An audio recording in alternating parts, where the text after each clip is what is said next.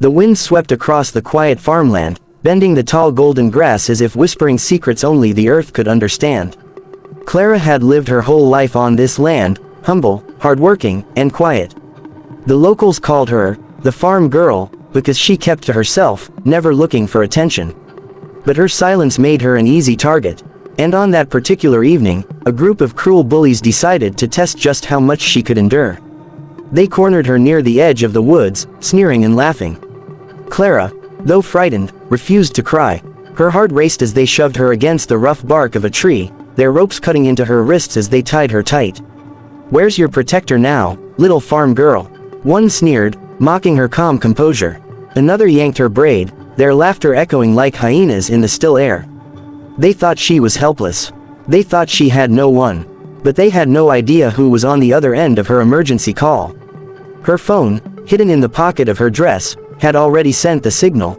A single button pressed, a coded alert sent directly to the man who knew danger better than anyone else alive. Miles away, in a secluded training facility, a phone vibrated against a metal table. The man who picked it up was no ordinary husband. He was a ghost in military records, a shadow who had fought in the most dangerous corners of the world.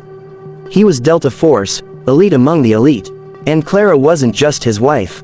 She was his anchor, his reason to return from every mission alive. The moment he saw the alert, his blood ran cold but his mind became steel. Every movement he made was precise, trained, lethal. Within minutes, he was in his black SUV, speeding down rural backroads, his jaw clenched, his heart pounding not with fear, but with fury. He replayed every laugh, every insult, every cowardly act those bullies must be doing to her, and every bone in his body promised retribution. Back at the tree, Clara stood tall despite the ropes biting into her skin. She did not plead, she did not beg, she only stared at them with unbroken eyes, because she knew what they didn't: her husband was coming. When one bully lifted his phone to take a photo, the sound of gravel crunching beneath fast tires split the silence. Headlights cut through the darkness like blades.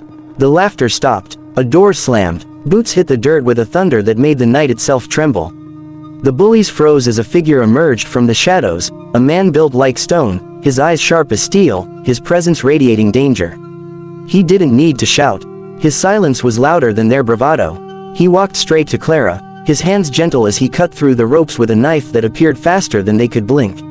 "You're safe now," he murmured, his voice low, controlled, but beneath it burned a storm waiting to be unleashed.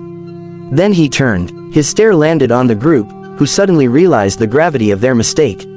They had tied a farm girl to a tree, but that farm girl belonged to a man who had fought wars in places they couldn't even pronounce.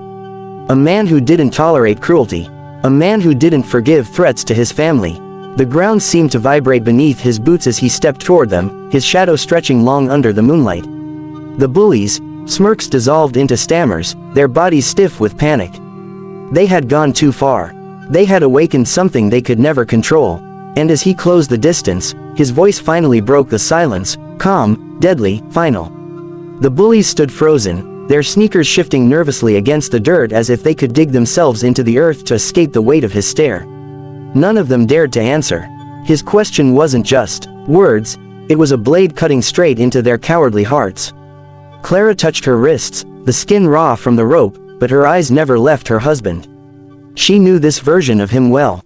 To the world, he was invisible, a ghost soldier. But when someone crossed the line, when cruelty touched the innocent, his training turned into something far more terrifying than any battlefield.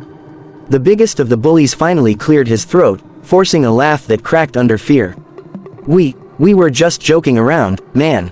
No harm done. She's fine." The husband's jaw tightened. His hand twitched at his side, not for a weapon, he didn't need one, but out of the deep restraint it took not to unleash the violence his body was capable of. He stepped closer, and the boy stumbled back, his bravado crumbling. "You think tying a woman to a tree is a joke?" His voice was low, even, but it carried the force of a hammer. "You think humiliating her makes you men?" The others tried to chime in, overlapping, desperate.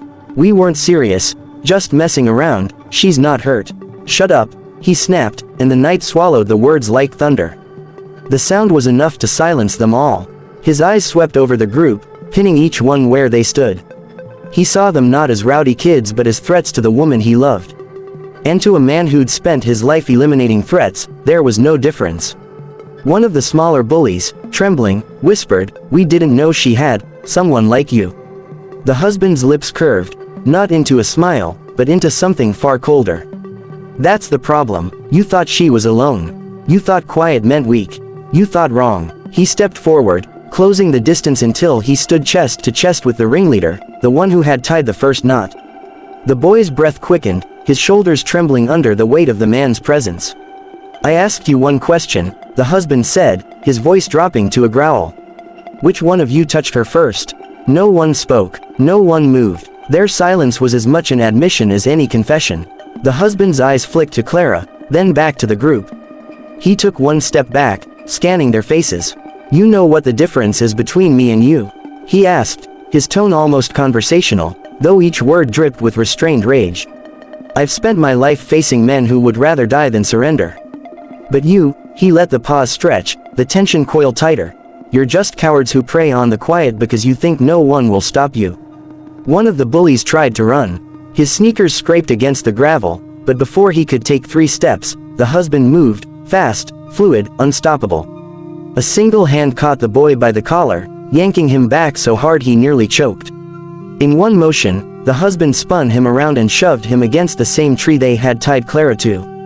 "How does it feel?" His voice was ice as he pressed the boy's back to the bark. "How does it feel to have no control?" The others watched, paralyzed, as the boy stammered, his face pale. "Please, please, I'm sorry, we didn't mean it." The husband released him, letting him stumble to the ground. Then he turned his attention to the rest. "You're all going to remember tonight. Because every time you even think about hurting someone weaker than you, you'll remember the farm girl you tied to a tree, and the man who came for her." His words lingered in the silence, heavier than any punch. The bullies, bravado shattered completely, their bodies shaking with shame and fear. They weren't facing a man anymore, they were facing judgment itself. Clara stepped closer, her voice steady though her hands still trembled. "It's enough." She touched his arm gently, grounding him, pulling him back from the edge he had walked so many times in war zones. They know now. His gaze softened only for her. He took her hand, his thumb brushing over the rope burns. Then he looked back at the group one last time. "Get out of here," he ordered. "And if I ever hear you so much as whisper her name again, you'll wish I left you tied to this tree instead." The bullies scattered like leaves in the wind, tripping over each other in their rush to disappear into the night. The farm was quiet again, the only sound the distant call of crickets and the steady rhythm of Clara's breath. The husband turned to her fully, cupping her face with a gentleness that seemed impossible after the storm they had just weathered. "Are you hurt?" She shook her head. "Not anymore." He pulled her into his arms, holding her tightly as if he could shield her from the world itself. And for Clara, in that moment, the world felt safer than it ever had, because no matter how quiet, no matter how humble, she was never alone.